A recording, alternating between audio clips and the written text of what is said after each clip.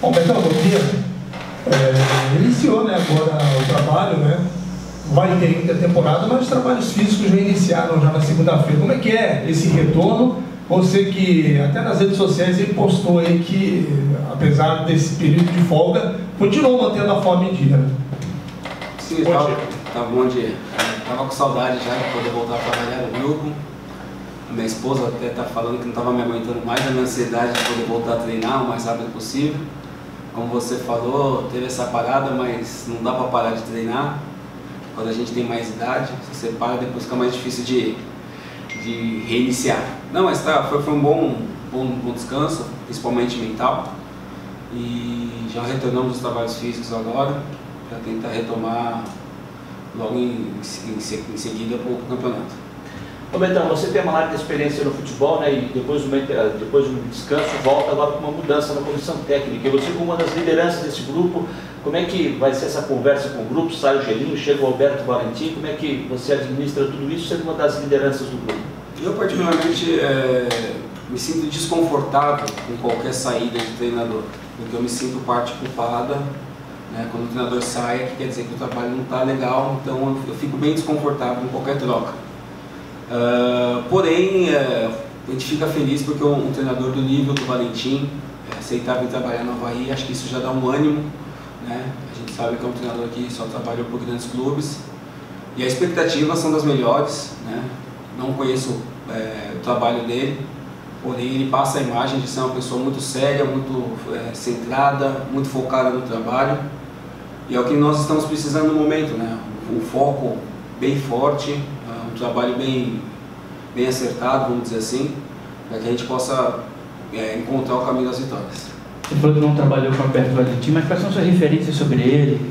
Você tem amigos que já trabalhou com ele? Já chegou a trocar ideia com alguns? Não conversei com ninguém. A referência que eu tenho sobre ele é da minha própria análise do trabalho dele.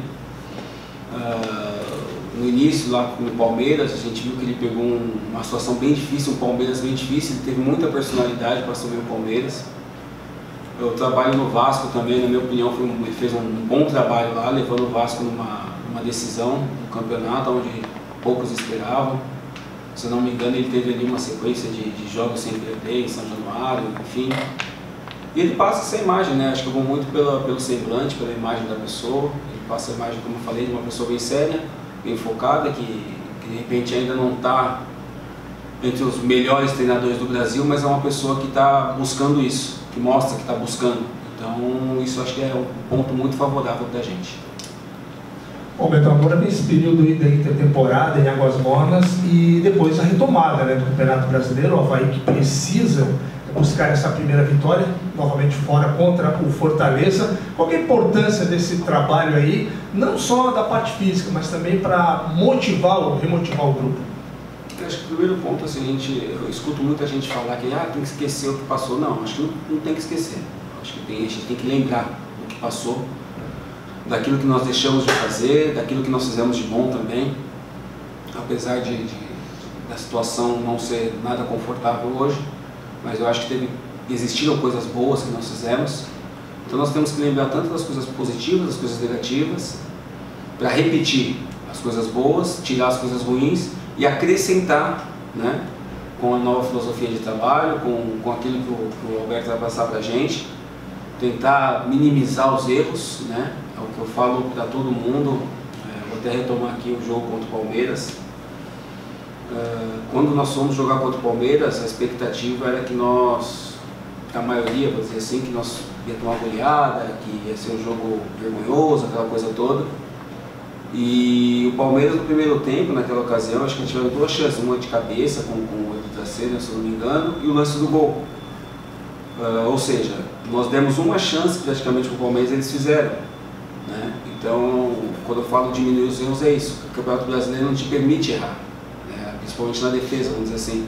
Então a gente joga no limite. Então esse trabalho que a gente vai fazer na pré-temporada agora, essa intertemporada, vamos dizer assim, é para minimizar esses erros e na mínima chance que a gente tiver, poder concluir, poder fazer um gol, né? Para dar tranquilidade para a gente.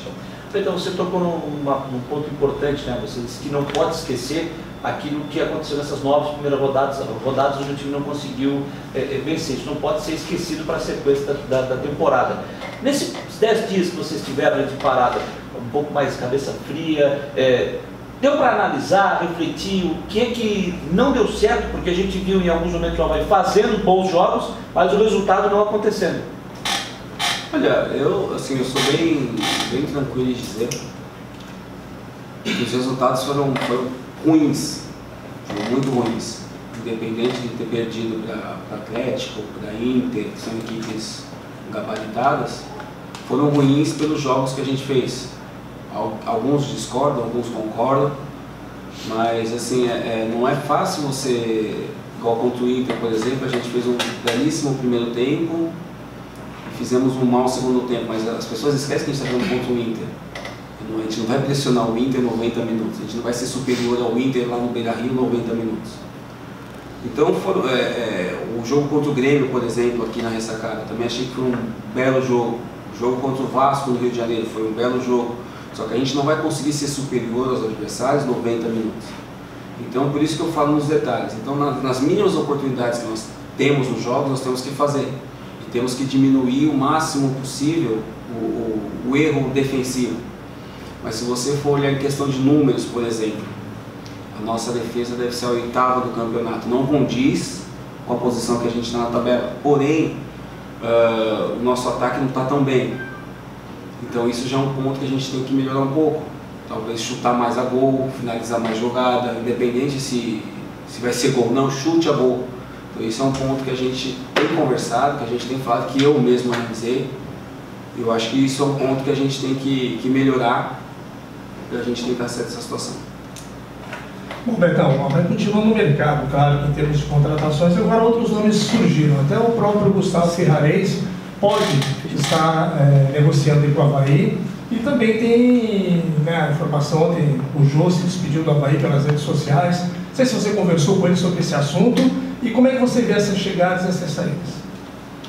É importante, tanto as saídas é importante, como as chegadas. Eu digo que saída é importante porque de repente é um jogador que não está tendo oportunidade aqui, no caso do jogo, vamos falar especificamente.